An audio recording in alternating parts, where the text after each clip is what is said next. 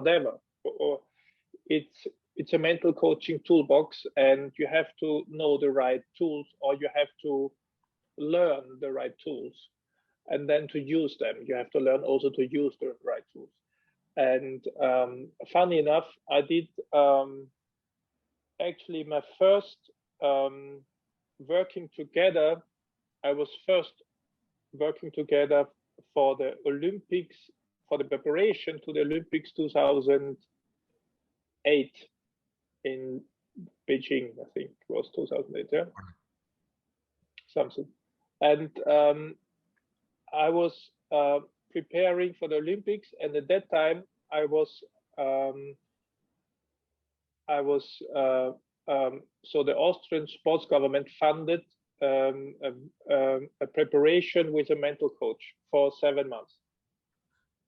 And the very funny thing for me was that at that time I was already pretty good mentally also, but I didn't know how I do it. And these lessons with the mental coach was giving me a big insight in what did I already do right, and why did I do some things what I do.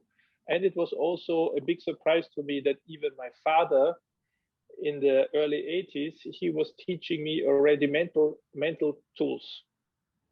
Okay, as an example, when I was a young kid, my brother and I, we both played table tennis, and we did always prepare a towel, and one side of the towel my father made completely wet with cold water. So one side of the towel was normal dry and soft and nice and smooth and warm, and the other side was really full of cold water. And always when he was sitting outside and coaching us, that he saw that we were a little bit nervous, yeah, and the pulse was rising. Okay, he was shouting to us, towel, towel, towel. Yeah. And so this was a sign for us to use this mental coaching tool, which was actually at that time a physical school, because if you wash your face with a very cold water, then immediately, of course, your pulse is going down and you relax more. That's just a small story. Very, very interesting. Yes, I've been talking a lot to some of our players here in Canada who are a little bit too expressive between the matches in a negative way. So for example, to be expressive and, you won the point, you're happy, that's okay.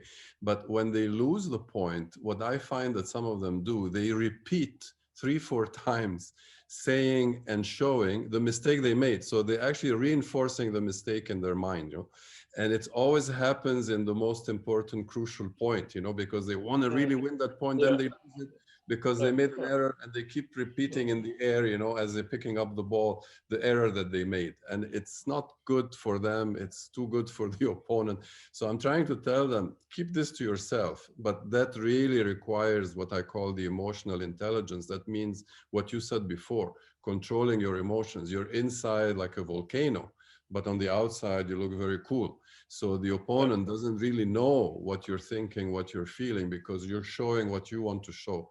And that's not easy. Yeah. But that's, the champions. That's why you're world champion. One thing what was there very helpful for me, and what brought me really much further, was that when I did start to watch my lost games. Okay, so my coach Ferenc Schlager, he did start pretty early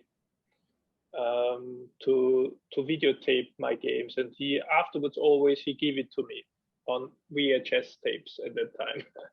So really many years ago, and I did never watch it. Okay, sometimes I took the games which I knew, okay, I played so good, just to feed the ego, and I watched it, and yeah, I'm so good. So, but I was afraid to watch my lost games.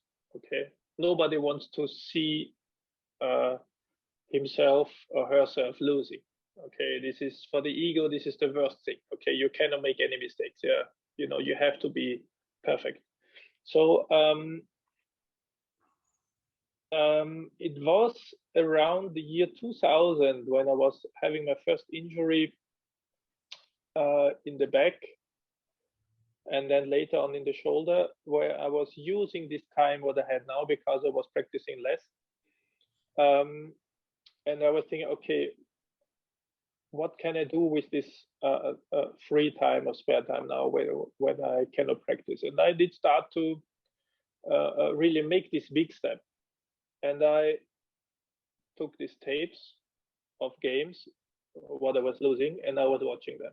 And it was terrible for me. It was a horror, really. It was, I was almost crying, you know, it was so terrible. But it was so eye-opening because I could not stand watching me and seeing all these expressions and what I do, you know, and I was shouting and throwing the racket and doing crazy things, and that's me, you know, this is how I behave, you know, it's terrible. I don't want that, you know, this is not how I feel inside, and that's not what the other or how the others should see me, you know, this because that's simply not me. So, and from that time on, I did start to try to make it like Vladi or like other players, which are very difficult to me to read because they don't show emotions. So these are the worst players for me to play, because table tennis it's very important. So table tennis is a game of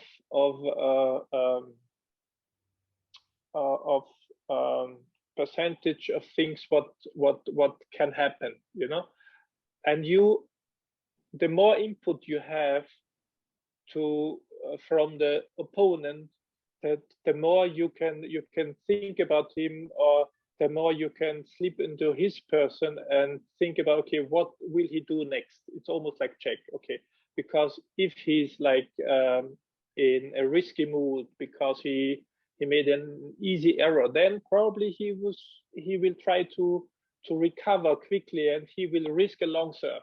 So these all things, you know, these little things are very important. So so these players who give me no signs of how they tick inside at that moment are very difficult to play. And I try to mimic that, and I try to copy that. Okay, I'm not very happy with my skill in that regard, but I improved a lot.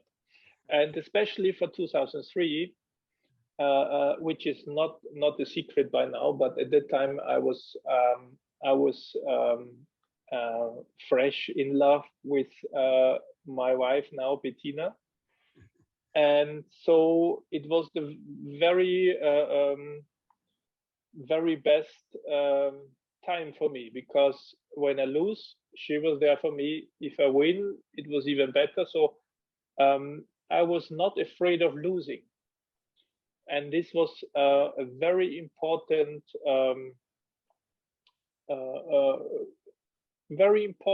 little piece in all this big puzzle. Mm-hmm. Very interesting. Actually, that I encourage anybody who's listening to you now to go on YouTube and try and find the Schlager against Joo, how do you pronounce his name? Jose Hook? Jose Hook, yeah. Jose Hook. If you get this match and watch the whole match, because every game has something really, really interesting. As I was saying, the first point of the match is very interesting. It's 2 backhand smashes in a row. You win the point that way against backhand defense, you know, which with a lot of spin. And then that first game also, you were down 9-8, and he misses. He tries to attack from far. It goes into the net. And I can see in your face that you're going to win the game, because I did not know it at that time. So. He missed that ball. You can see something changed. Like, he was really confident. You were good, but he was confident. You know, he was really very good defense, very good attack. And then suddenly that point that he missed from far, you took the next 2 points. You know, 11-9. Like, you didn't give him a chance. So the whole game has a lot of lessons that could be learned. And because you won that game, I'm sure you watched that match. I'm sure you watched it many times. If you would have lost, maybe you wouldn't watch it so often. But that 6 games of the finals in Paris.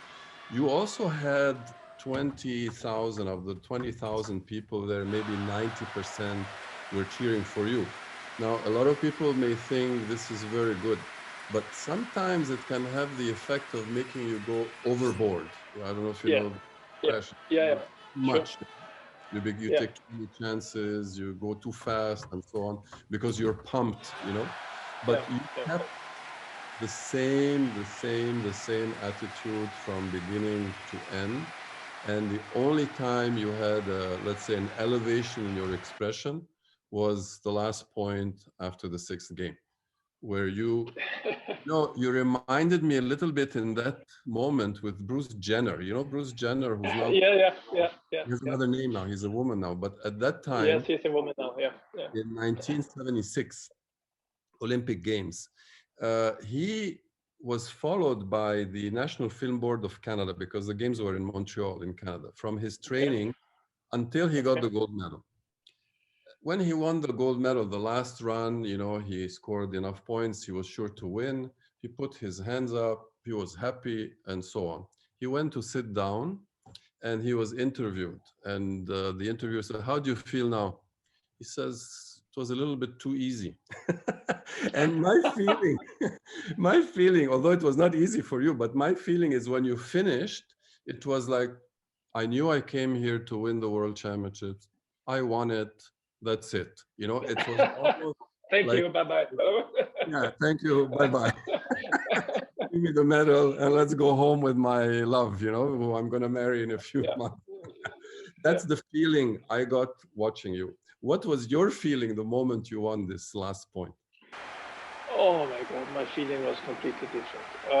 Okay, first of all, when for the preparation of this game, I was one hour before or something. I was entering the hall and I was preparing, and then we were making a record control and we were preparing behind the big curtain. Okay, and I peeked out of this from behind the curtain. Okay, to see, like, I don't know, 13,000, 15,000, 20,000 people. I was like shocked. I was like, what the fuck?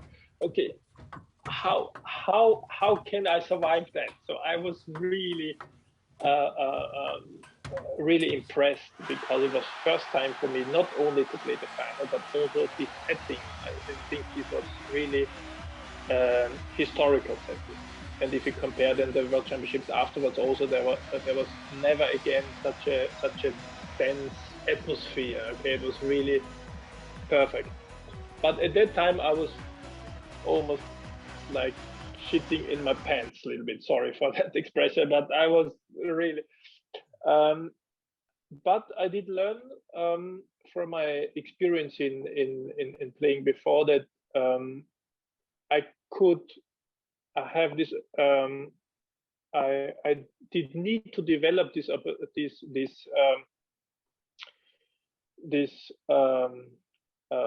what's the English word? Um, Control.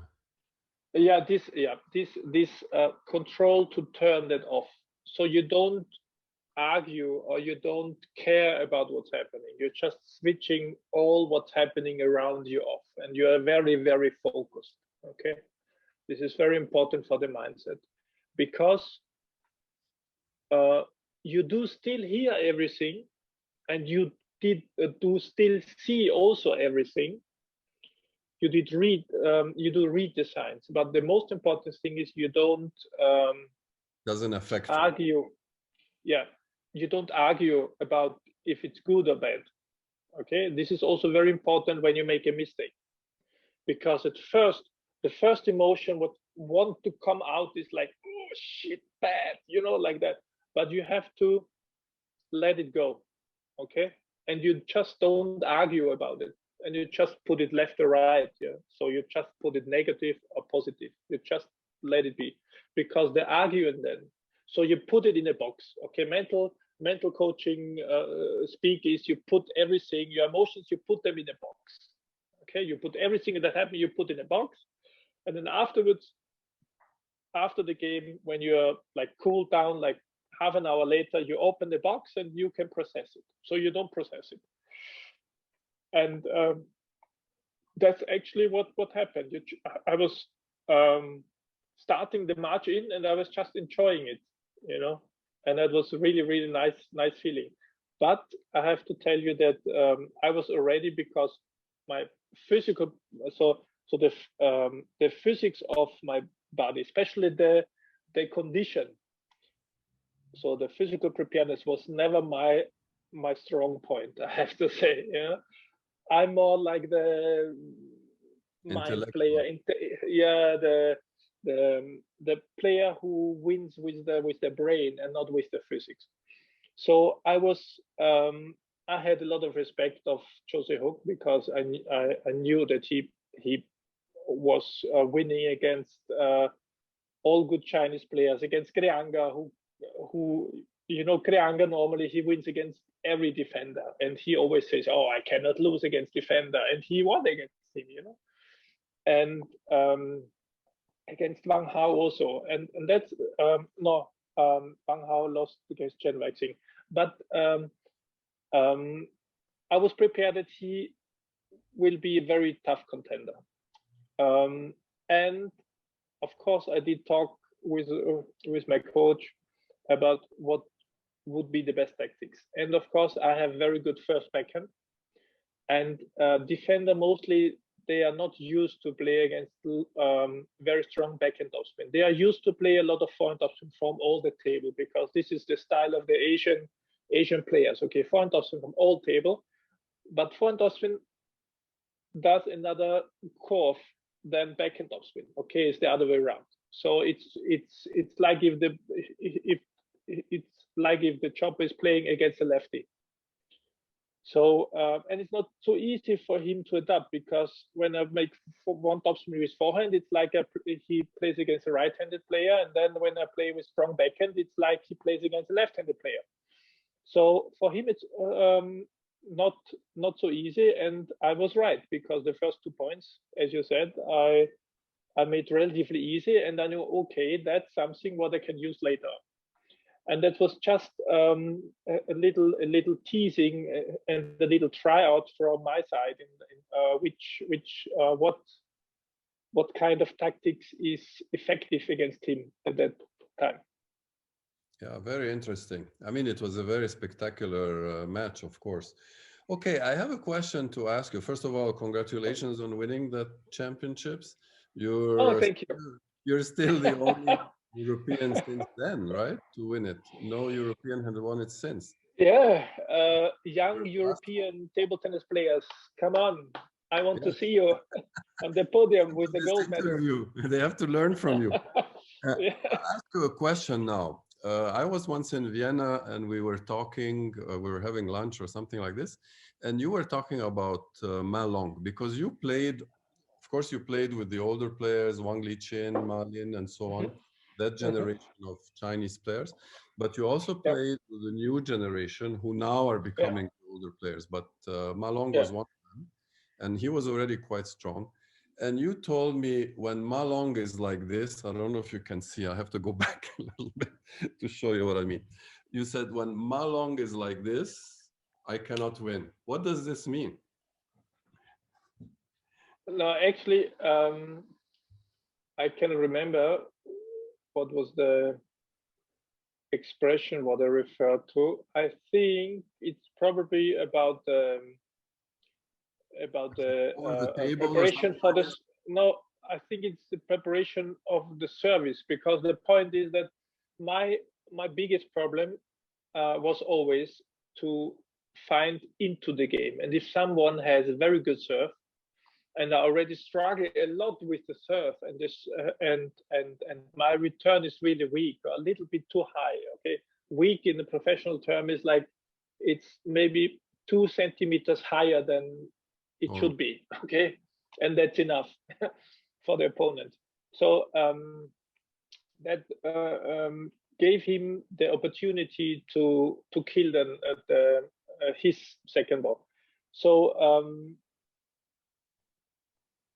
I could never find in my game also, because I was for some reason so focused on his serve and my return to make it right.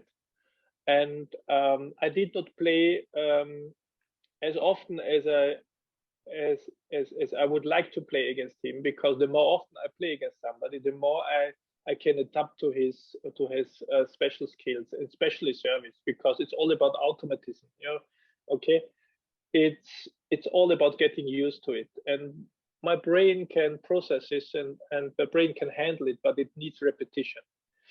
So I won against all the other Chinese, but I could never win against Marlon. Just because I played against him maybe 5, 6, 7 times something, and it was always more close and more close and more close, but I couldn't find into my game because I was so focused in first.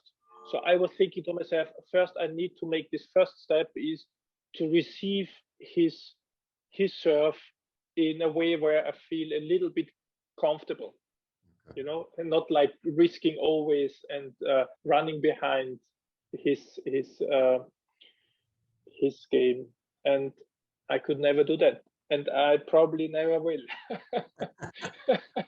Wait until he gets no.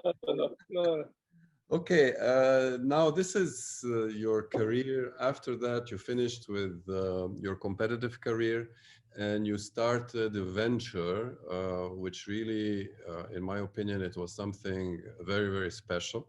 And I remember you invited me and some other ITTF officials to come to see the construction of this center, the sports center. And at that time, I was renovating a small old primary school in Canada. Maybe you remember, I was very interested in the heating system and, and the air conditioning. So when I came to see yours, of course, there's no comparison at all. It was about 20 times larger. And I was very surprised. There was a supermarket, there was restaurants upstairs, there was an arena with 3,000 spectators. I mean, it was something really incredible. It was something special, You were in charge of the table tennis section, the Werner Schlager Academy, or WSA as we used to call it. And you told me then that you have the dream of, in this academy, will be the next world champion coming out from wherever, for the people that come and train there. And you asked if ITTF could send players for training, and I said yes, we would play. And we did.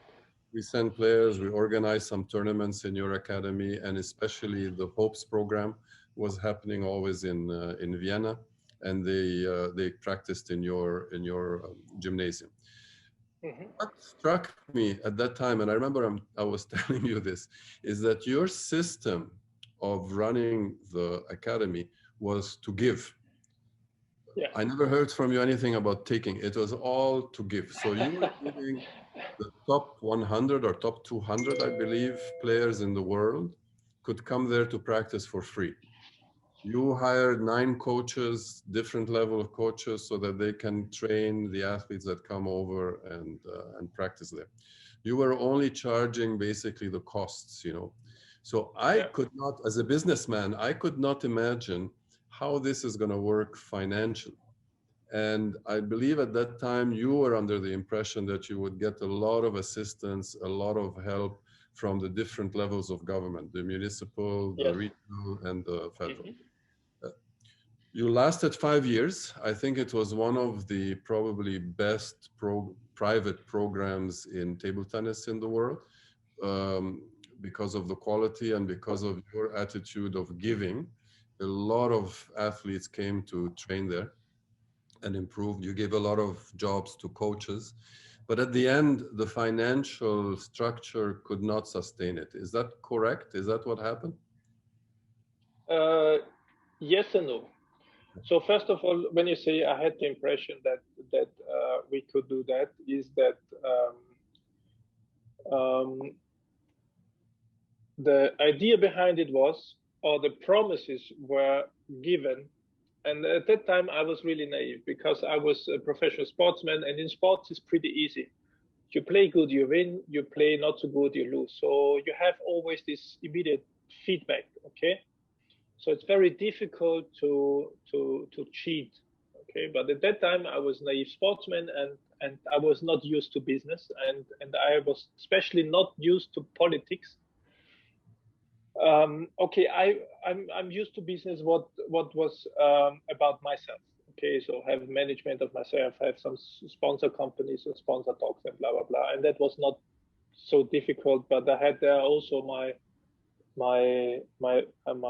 management. So, and we Austrians, we are what is the biggest difference between Austrians and Germans probably is that we are not as strict, you know, as the Germans. Germans, okay, you have to have the contract first and the first payment first, and then okay, then we, until the truth revealed. And that was actually it was very, very hard to negotiate with them, especially with the city. Okay, we had the contract with the government and the local and lower Austria we had in the pocket already, and it took 5 years for us to have the contract with the city. But at that time, the internal relationship was already really, really difficult because we put our own pocket money into it.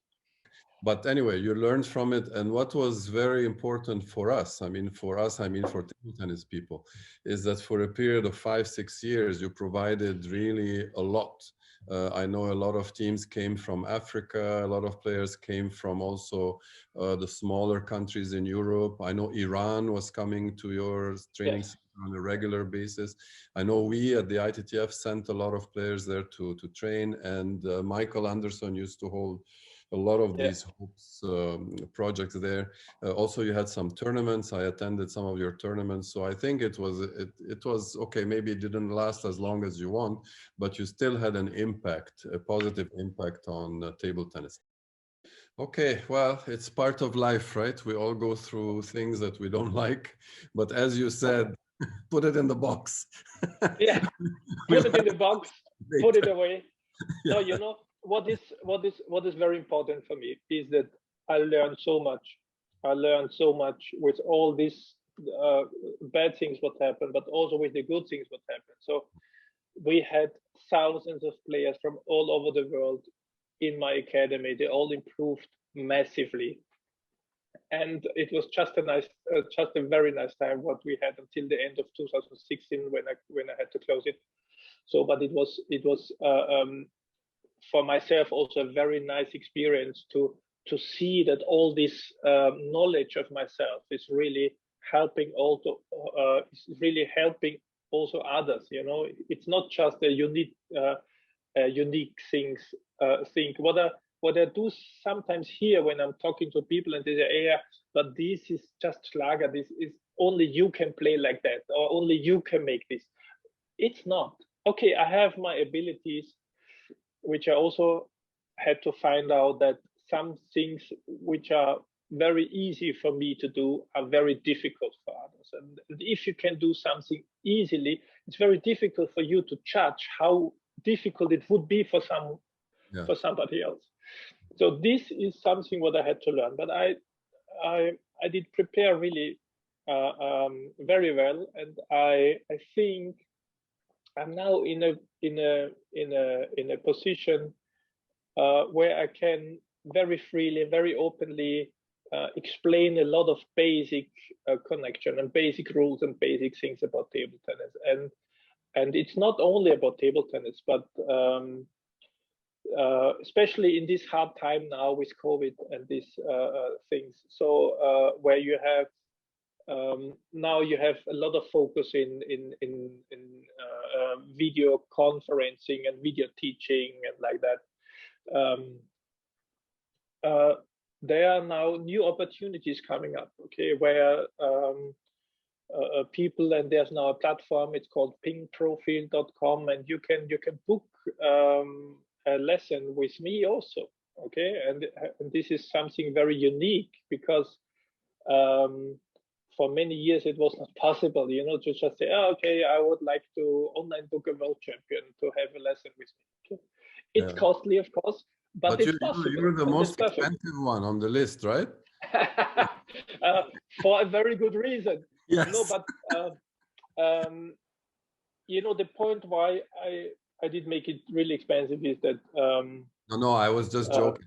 I was just joking. no, To be honest, you can charge much more if you want. It's completely right, but the point is, I'm really honest, and I tell the person immediately, okay, this is the way to go, or this is one opportunity, this is how I solved it, and there are probably other possibilities also. I can show him that also. But if you talk to an expert, you know, you can immediately improve a lot. You can talk to another one who is maybe not such an expert, and you will also improve, but maybe it will very likely it will take you much longer. Yeah. Okay, the last part before we finish, because I kept you for a really long time. I'm sorry about that, but it's welcome. Very interesting to listen. My pleasure. Since you closed the academy and you took some time to reflect and so on, what are you doing now regarding table tennis? I know at one point you were going to China a lot, but with the pandemic, I guess that's not possible anymore. So what is your table tennis activity, let's say, in the last couple of years? Actually, almost zero. So the point is that, table tennis was such a big part of my life that it's almost impossible to imagine that table tennis is now a very little percentage of my whole life. I have still a contract with a Chinese company, and I'm still their spokesman in China. They still book me, and but for video greetings, okay, for their clients. But I was last time in China end of 2019 because of this pandemic. Yes. So it's very difficult for me to go there to China, and I think it will very likely be another 1 to 3 years until I can again go to China. So we will see. So I had to adapt, of course. So I'm more here for my kids, for my family. I do a lot of research in many different parts, especially energy and physics, and also medicine, of course, because it's now the question of my kids, and because they want to test them, or they do test them, and what's in the test, and like that, and how is the PCR test, what's the foundation, the medical foundation about it. So really interesting stuff. So it's everything. Life is always a big opportunity. You just have to find it, you know, and have the right mindset.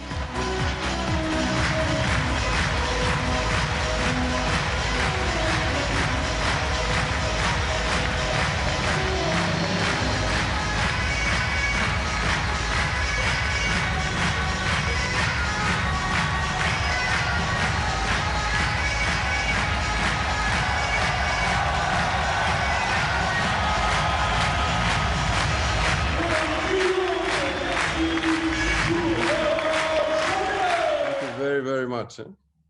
My pleasure. Thank you, Adam.